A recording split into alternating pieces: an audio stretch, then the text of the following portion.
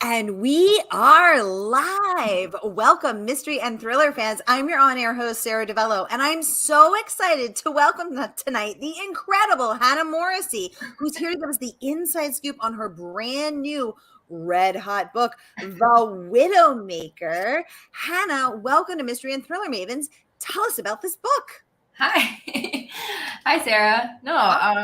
Yeah, thank you so much for having me. So The Widowmaker is, I feel like I should start with like Hello Transcriber. Okay. When I talk about The Widowmaker, because Hello Transcriber, it just came out in paperback last month, but it's the first book in the Black Harbor series, which are like crime fiction, police procedural, and in Hello Transcriber, we enter the world of Black Harbor, which is this, fictional, frozen, crime-ridden small city in Wisconsin.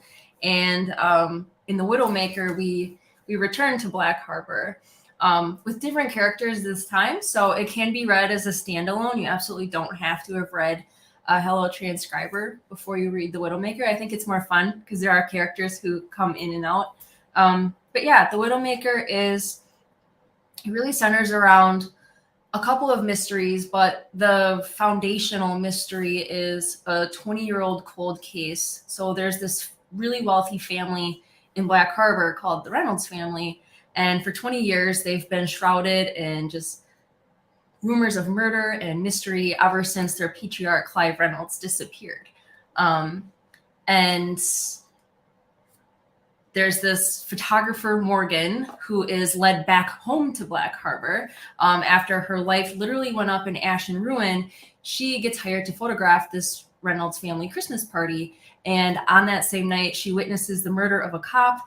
And you see how that 20-year-old cold case suddenly becomes unearthed when they discover this classic car at the bottom of Lake Michigan, and kind of how Morgan has ties to maybe everything. Well, just like that, you hooked us good, Hannah Morrissey. And I want to let everyone know that Hannah's first book, Hello Transcriber, just got a rave review in the New York Times, which we are going to get into in just a minute. But first, I just want to welcome everyone. So we are broadcasting live to 6 different destinations across Facebook and YouTube. So no matter where you're watching from, you're in the right place. This is the right time. It is Mystery Monday, and because Mondays can be murder, we're going to make it a little less painful for you. Hannah's coming on to give us the inside scoop about the second book taking place in Black Harbor, The Widowmaker. And if you've been here before, you know how it goes. And if you're new, welcome, friends. We're so happy to have you. Here's how it goes. Every Monday, I give you my handpicked featured authors, and you get to ask them anything. So ask Hannah about Wisconsin, about this world of Black Harbor, about cold cases, about this.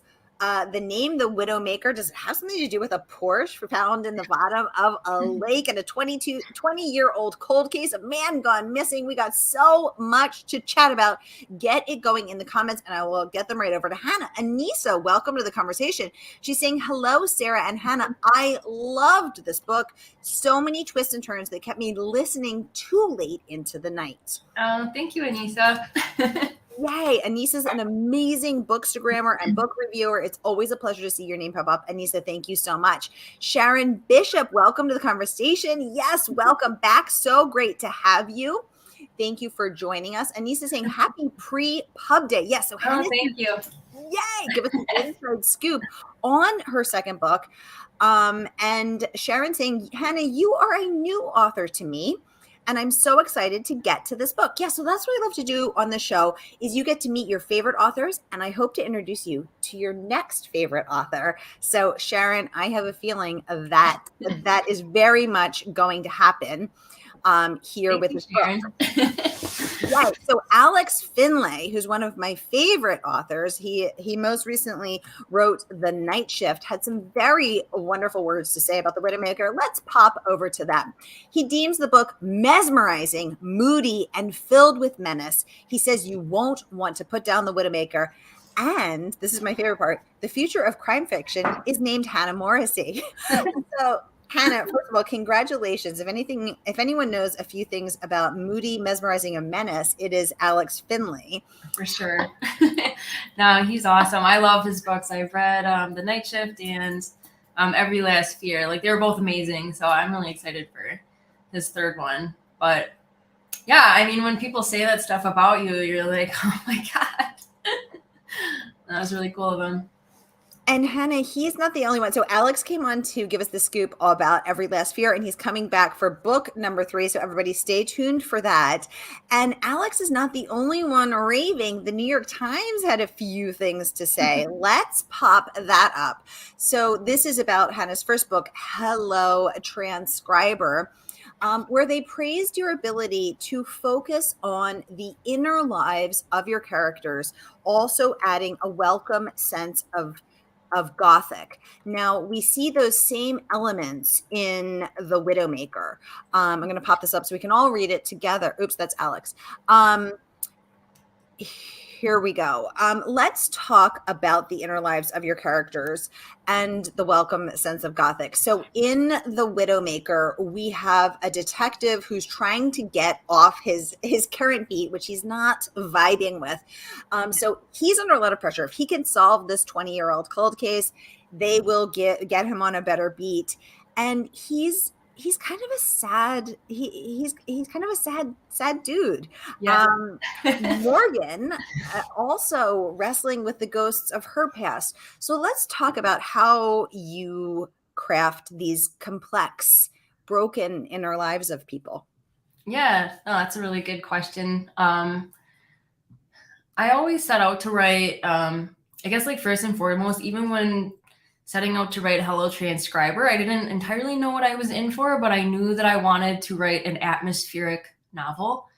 And that, I mean, not even second to that, like, a character is everything to me. So to have your characters create these characters and then put them in a certain kind of atmosphere that you've created and see how that atmosphere drives them to react and interact with one another, I think is really interesting. I look at it as just kind of like a big social experiment to me, like, make up these people and see, what they're gonna do. But yeah, especially the Widowmaker is it's got alternating chapters between Morgan and Hudson, which I thought it might be a little bit daunting. Like, I had even some people in my writers group were like, "Are you sure you want to do that?" And I was like, "Yeah, I don't think it'll be so bad." And it was great. Like, it was amazing. It kept, like, the plot moving and stuff. And I love when characters show up in each other's chapters, because then you get, like, a new perspective of them. Like, when Hudson shows up in Morgan's chapters and vice versa, or even when you get those supporting characters showing up in their different chapters. I think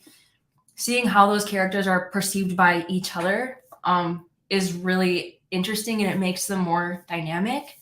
But especially with Hudson, he's a detective who's on sensitive crimes, which is usually you're dealing with usually children victims, unfortunately, just people who can't really, like, stand up for themselves. And it's a really hard caseload. And it's not very desirable because of the subject matter. It's just really tough, especially if people have kids of their own. Like, it's not something that they want to deal with on the day-to-day. And so that's sensitive crimes. And I actually interviewed my really good friend Sara, who was a sensitive crimes detective for a long time. So it was great just hearing her perspective. She's like, you feel like you're drowning all the time. She's like, because you have all of these cases that just keep coming, and how do you prioritize them? Like, how do you say one person's, case is more or less important than another's? And that, like, really resonated with me. And it actually, that statement that she made about feeling like you're drowning in your caseload, like, really brought kind of the elements of the Widowmaker together with sort of that drowning aspect. Especially, you can see, there's a car discovered underwater. Hudson himself has a fear of drowning. And, just to create, like, an empathetic character like that, I myself like hard-boiled detective novels, but I don't know that I want to write one. So I think it's really interesting you have that sort of hard-boiled detective setting, but then you can write those, like, empathetic and, like, I feel like more relatable characters. Yes, exactly. Because in their humanity, in their wounds, in the burdens that they carry and the wounds that they bear, we can, and the fears that they have and the struggles that they have, we can relate in either our own or through those we know or love. I know, for instance, I related to Hudson because I have a fear of drowning. Like, that's one of my big fears. And so, yeah, it's, and I think I love that they noted that. And I love to hear how carefully you create that, because Hannah actually shares a lot on her Instagram about her process and about her character creation. Sharon saying this book is right up my alley. It sure is, Sharon. It sure is. And I'm so glad you mentioned that, because hooray, the book is available for pre-order. So no matter where you're watching from, Facebook, YouTube, anywhere you're watching from, here is the link. You can pre-order it right now. And as soon as the book drops, the good folks at Murder by the Book, our favorite woman-owned independent bookstore, will ship you your copy. And then you too can immerse yourself in the world of Morgan Morey and Hudson and Black Harbor. So here's that link. Click, click, click. Pre-order, pre-order, pre-order. Y'all, I want to get back to some of the oh wait, I missed a comment. I want to get back to Anissa saying she totally agrees that this leads to a very good pacing of the book and the character development. Oh, thank you. Yay. Anissa, thank you for that comment. And Anissa reads them all. So that is high praise indeed. She has a question. She'd like to know, when you started Hello Transcriber, did you plan to use Black Harbor as the setting of another book? Great question, Anissa. I'm wondering. Yeah. No, it is a really great question. When I started Hello Transcriber, and when I went about, pitching it to even my agent and then even to editors or publishers, it was always meant to be a standalone novel. And then I think, like, throughout that process, it was my debut novel, so it was my first time even having conversations with publishing professionals, and even my first time being that immersed in the world of thrillers and crime fiction. So to answer the question plainly, no, I did not plan to use it as a continuing location, but I still had ideas like circulating around. It's like you're working so hard to get that first book published, and then when you finally get an offer, people are like, "What's next?" And I literally pitched them a paragraph of what I thought my next book might be, and they were like, "We'll give her a 2-book deal. Start her readership there." And I was like, I really like Black Harbor, and there's so much left to explore. So, I would like to stay here, like, as dark and dismal and cold as it is. I'm like, I like it here. So, Hello Transcriber very much takes place in, like, the center, like the nucleus of the city, very much around the police department, Forge Bridge, the Suicide Bridge. Very much like sticks to the center of the city, whereas Widowmaker takes us out to the eroding shoreline with, kind of like these big houses that are sort of crumbling just along with the sediments, some of them even being swept away into the lake, and just having that contrast of being able to share or discover the differences between the characters, like, Morgan, when she, is very much shell-shocked when she goes to the Reynolds' sea glass colored mansion on this bluff. Like, she absolutely comes from the other side of the tracks. And so I think it's fun to be in her mind when she's taking all of this in, going into this, sort of rumored to be murderess's mansion. And especially like her as a photographer, because now she really does have a creative lens that she's viewing this all through. So then how she's taken it in that way as well. Yeah. And I really loved the scene with, Morgan being a photographer was an artful choice, because it's her way to distance herself through her viewfinder and stay safe, stay separate. So I thought that was a very cool choice. And also I love photography. So I was really enjoying that part. But when he goes into this, a home of means, let alone a rumored murderess, who isn't leaning in for a rumored murderess. But when he goes into this opulent, wealthy, catered, Mhm. abundant, home, and then from there drives to her, to her aunt's house.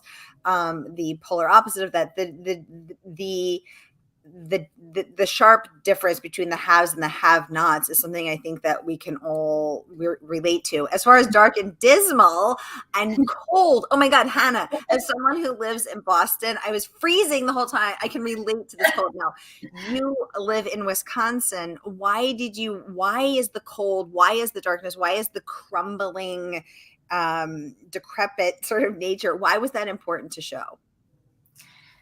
I think that kind of atmosphere just invites darkness. Ooh. And it invites a contrast of how your characters contrast with that environment or how they become part of it. And so I'm really very interested in how characters become products of their environment, because I think that's very true of real people. Like, we are products of our environment, and it's our experiences, our family, like all these different factors like make us what we are and determine kind of how we're going to react and interact with that environment. So, I mean, that's like a huge part of it. I love the noir kind of aspect to it, but also, I mean, write what you know. And I'm like, I know cold and I know dark. And I think that I've really been finding I'm really happy to be finding kind of a niche, I suppose, in like Midwestern noir, where you think about Scandinavian noir, which is so popular and has been for a long time, and we have these books where it's these harsh elements. It's super cold, it's super dark, and we have all of that here, like in the Midwest. And I think that in a lot of ways, the Midwest is very like sort of underrated and underrepresented when it comes to books. And there's a huge population in the Midwest, and there's a huge population of readers. So people love when they can relate to something. And yeah, I'm finding a lot of readers who are very happy that the books take place in the Midwest. And even if it's not something that's completely relatable, then I hope I can kind of show a new part of the country to people who are new, like people who do live in warm climates. Maybe you want to read a book that makes you chilly, sometimes. Exactly. I've never been to Wisconsin, and this book makes me want to go. Also, I love cheese, so that will work well for me. Yeah. No, but have like characters eating cheese. Yeah, we need to see more cheese. But no, I think that is important, because I think a lot of what we see on the screen and on the page is set in New York or in in a nameless city, but it's not usually in my reading experience, it's not in the Midwest. And so I think it is important that everyone gets to see themselves on the page, and that extends to geography as well, and to see what life is like and what challenges are like there, and what it really feels to be there is something really important for people who don't live there to know about, and for people who do live there to get to see represented. So I love that answer, and that intention, that conscious creation. I think that's a really good point. Because as much as we read to escape, we read to relate as well. Ooh. And it's kind of funny that it comes up now, but actually yesterday, one of my readers, I talked to her quite a bit on Instagram, and she like posted a picture of the Widowmaker she's reading in ARC, and like circled, this paragraph, and she saw like her hometown named in it that these characters are going to, and she's like, I literally screamed, because it's just such a remote place. And I suppose I was there once as a kid, and I guess it stuck with me. So I love that. I love that. And it's also interesting too. So, for speaking of write what you know, Hannah is not only writing books about Wisconsin while in Wisconsin, but her first book, Hello Transcriber, was inspired in some way by Hannah's own work as a police transcriber. And I recently learned on Instagram where her future husband's first words to her. Hannah, we're going to need to know more about that. Yeah, I don't know. I think it kind of just goes back to not wanting to write not really wanting to write sort of that like straight-laced has been done before police procedural. I find police very interesting. I'm surrounded by them constantly. Not because I'm a bad person, but yeah, I mean, I used to work at the police department as a police transcriber, like on the night shift. And that was just sometimes if you can take yourself out of yourself and like sort of look at your life objectively, and you're like, I leave for work at like, or I go to work at like 10 p.m. and it's dark and it's remote and quiet and there's nobody around. And then you go through this dark police department to go down a dark, narrow hallway to unlock your office where you sit, and it's just like a wall of windows. And the sergeants tell you to keep the blinds closed because people will come up to the window and scare you just to scare you, you know, and then you sit there and you listen to, you press the foot pedal and you put a headset on and you listen as a detective, you know, divulges all the city's darkest secrets that you had no idea were happening. You know, maybe 2 houses down from where you live. And I just thought that's really trippy. And I did it. It was very disorienting because for months, I didn't know anybody by anything aside from their payroll number and their name and their voice. So I didn't know what people looked like. And I just thought that was cool. Like you kind of create characters in your head. And to me, it was, I looked at every case that I listened to. Every case was its own story, and every story started with the words "Hello, Transcriber," because that was how they would. Every time you listen, they're like, "Hello, Transcriber. This is an incident report. Here's the number regarding such and such," and they just go. And people ask me a lot if they do speak the punctuation, like the grammar. Ooh. Yeah, they do. Like when we're dictating, you know, yeah. My husband, don't forget to get cheese on the way home, exclamation point. Exactly. Yeah. Oh my gosh, I love it. Thank you for this. Anissa is laughing out loud at I spend a lot of time with police, but not because I'm a bad person. We're all laughing at that. I mean, we're all like morally gray, right? Exactly. And Anissa would like to know, Hannah, what is a book that you have read that would surprise us based on the 2 books you have written? Ooh, cool question. People are, well, I honestly, I was hanging out with my friend in New York a few weeks ago, and she was like very surprised by how much literary fiction I read, actually. Ooh. Which I don't think is that surprising based off of like my writing style. I've always been of the belief that you can write a commercial book with like lyrical literary prose. So that's something that I'm always like working toward. But yeah, she was very surprised by how much literary fiction I read and like. But I mean, I do trend towards a darker literary fiction, kind of like Cormac McCarthy, you know, The Road, I absolutely love, or, you know, The Storied Life of A.J. Fikry by Gabrielle Zevin. That's like a favorite. I'm due to read my annual Mr. Dickens and His Carol by Samantha Silva. That's might be like the best book I've ever read. I don't know. It's just so good. It's so magical. And it's not that big of a commitment. It's like 200 pages or so. And it's just like, I could read this every year, and I do. But I think a book that would really surprise people is I really like the book The Hating Game by Sally Thorne. It's like a romantic comedy. But it's just like the characters' banter is so good. Hannah, let's talk about this a little. Let's go a little deeper, because I think what you've honed in on is that I noticed when I started doing these interviews that a bias exists in some people against mysteries and thrillers who dismiss it as, quote, just commercial fiction, which you'll also see about women's fiction or romance or rom-coms, as though that is not real writing, or that it is less, I don't know what the word is, notable or important or weighty. But actually, mysteries and thrillers, when I hosted Dr. Thea Sutton, who holds a PhD in English literature, she said, that stigma really bothers me. And for people who say that, I respond, you just haven't found the right mystery and thriller for you, because actually mysteries and thrillers span the gamut and can run very literary, but people often don't think that, which we can see in your friend's surprise that you would want to read so much of that. What do you think's going on here? I think part of it, I do think part of her surprise is due to that,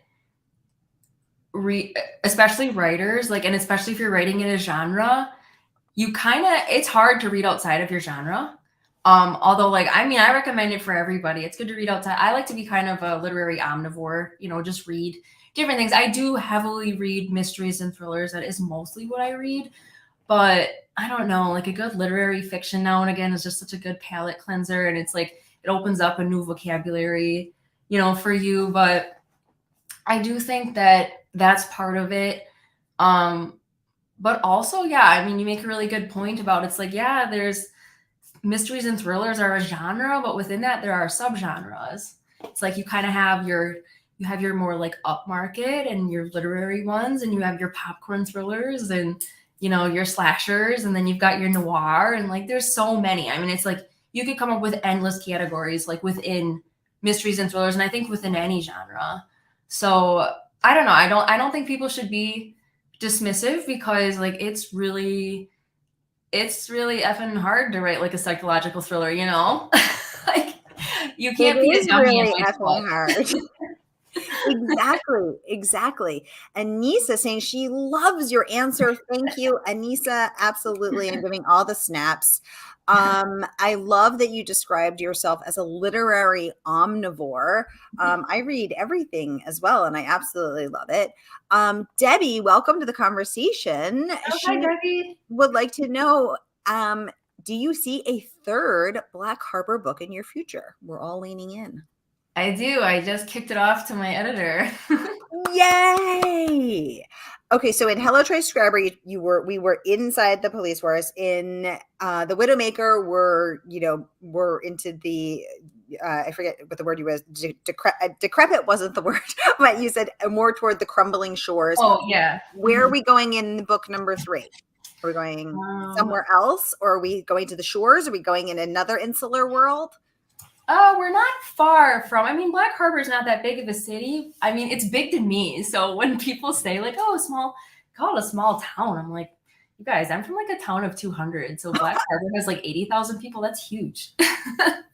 But I guess it's a small city. So no, book 3 takes place over by the shoreline, because I love when you can hear the waves of Lake Michigan crashing. Lake Michigan is such a big part of Black Harbor, because that brings a lot of the cold, with the lake effect and everything.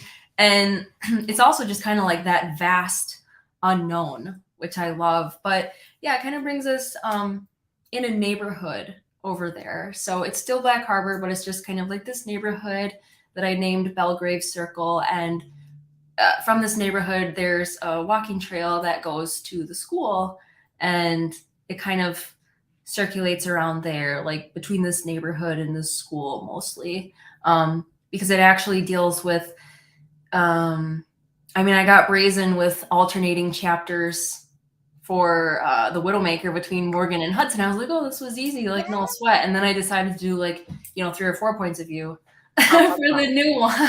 How'd that go for you? It was challenging, but it's I think about books. Actually, I think I was explaining this in Debbie's book club. Books are kind of, to me, and I don't have kids myself, but I hear people talk about this where they're you forget how painful that first one was, and then you'll have another kid. And I'm I think books are like that too. You forget how difficult that was sometimes, and then you're oh, I'll write another one. But yeah, I'm excited for the third one, because the main character is actually a medical examiner, and she only has you hear her name in the first one, and you get a cameo of her in the second one, and now she's the main character in the third one. And her husband's a homicide detective, so we still get, she of course is a medical examiner, works very closely with the police. her husband's the police. There's a character from books 1 and 2 who will be back. And yeah, it's the medical examiner. Her name's Rowan, and it's her husband, and her husband Axel is the homicide detective, and they go to watch their daughters play at the school, and they get called out because there's been a homicide of their daughter's best friend in their neighborhood. And when they go to investigate, all of a sudden that night, their daughter goes missing as well. Ooh. So it's very much like, it's very urgent. It's one of the more urgent mysteries that I've written, where it's literally like kind of a ticking clock, and they're trying to find their daughter, but also they're not sure if their daughter's behind, what's going on. Ooh, Hannah, that is tasty. Do you have a title yet?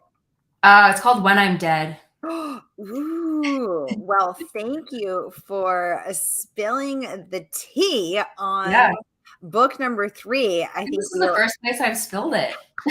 That's what we like, Hannah. I always ask everyone to share at least one secret, and here it is, y'all. Black Harbor, book number 3, When I'm Dead. And do you have a pub date yet? Do I have a what? Do you have a pub date yet? No, but hopefully fall of 2023, which I'm really hopeful that stays, because it does take place like over Halloween. So that was fun. It's funny. I actually love Christmas. Like, people are surprised that I love Christmas as much as I do. They're like, oh, I thought you'd like Halloween, and I like it, but it's not Christmas. And so with the Widowmaker, I was like, I would like to have it take place over Christmas. So yeah, I'm like, the Widowmaker is like my nice little Christmas book. Well, Hannah, I just so happen to know that Halloween is on a Tuesday next year. I'm just saying. Oh, hey. I did a Mystery Monday Halloween extravaganza this Halloween, so that means next Halloween is going to be on a Tuesday. Yeah, that can be up, Minotaur. Make it happen. Make it happen. And Niece is saying, lucky us to get to hear about book number 3, When I'm Dead, coming our way in fall 2023. Hannah, you have to come back and give us the inside scoop on that. Yeah, absolutely. Because this is just sounding so tasty. Let's get back to some of these amazing questions. Anissa saying, yay, more Black Harbor. Hello.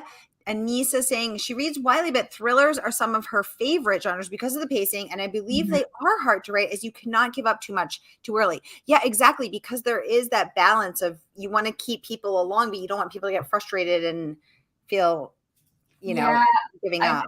It's such a game of balance, where, and I read something once that I think really helped me when I don't know, I read a quote somewhere, and it said, you don't win when you outsmart your reader.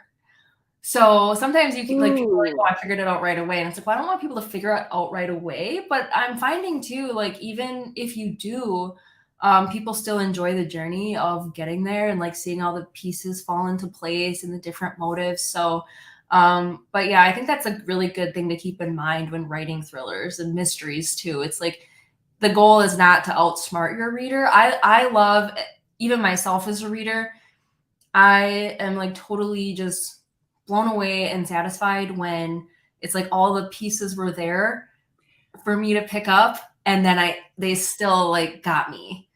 And I'm like, I think one of the last ones, Look Closer by David Ellis was amazing for that. Yeah, he's so great.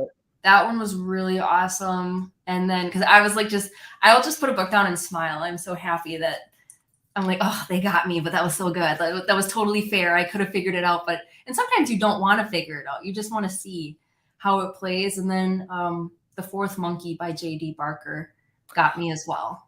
Ooh, okay. Good to know what books got Hannah. Yeah, because I just hosted Anthony Horowitz, who has, I think he had said he had 56 books under his belt. He's amazing. Wow. And he was saying, it's really important to him to play fair with the reader. Yeah. If you get to the end and the reader, as a reader, and you feel that the author has withheld information, nobody likes that, because we're all on this journey together to try to figure it out. And if you withhold that information intentionally, it feels vindictive and unfair. Right. But if you can look back and think, oh, as a reader, and think, oh my God, clues were all there, but I didn't get it. That's the best feeling, because it's so fun to see, Yeah. figure out how you didn't get it. And I really like how you said that you don't win when you outsmart the reader, and that shouldn't be the goal. Right.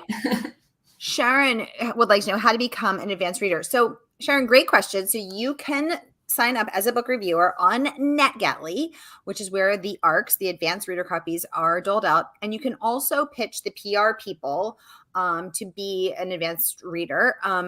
Super helpful if you can build a following and start to be talking about books on, you look like you're joining us from YouTube. BookTube is a super vibrant book community. So start to do your reviews. Let us know what Sharon thinks.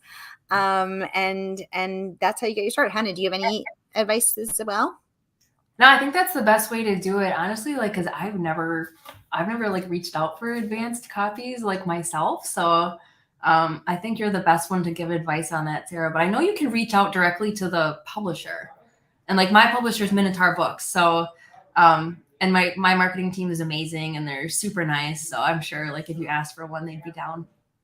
Right.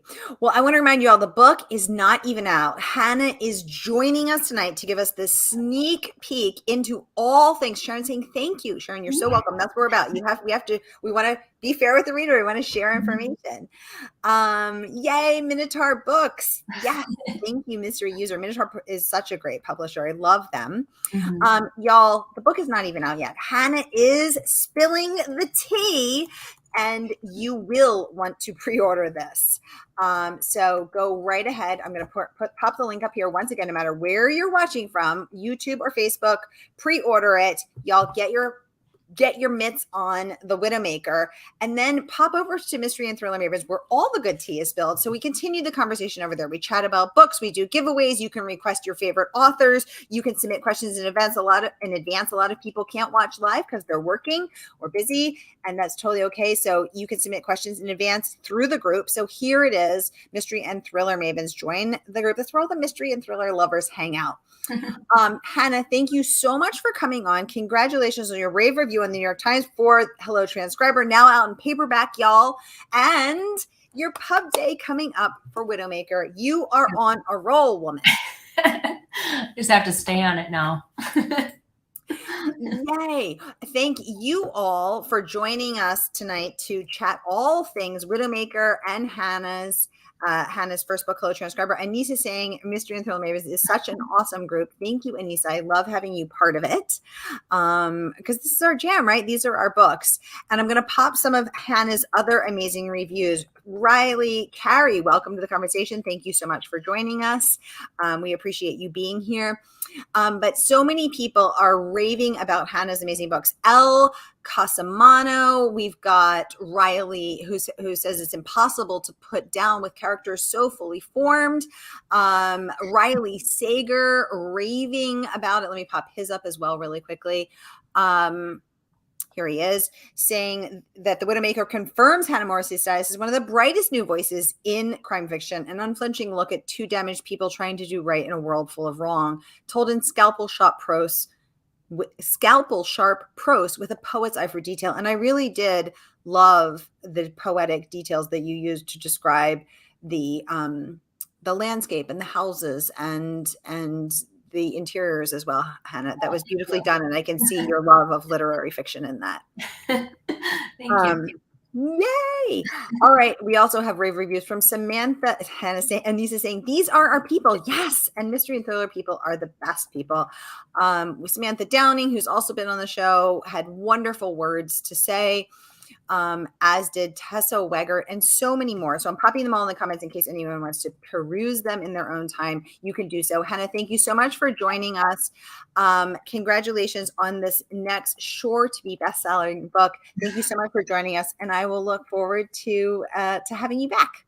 Oh, yeah. Thank you so much for having me. This was really fun. Yay! All right, everybody, have a great night. And I will be back next week with Tessa Weggert and Darby Kane and their brand new books, as well as Kimberly Bell. You won't want to miss that Mystery Monday. I will see you next week. Have a great night, everybody. Bye.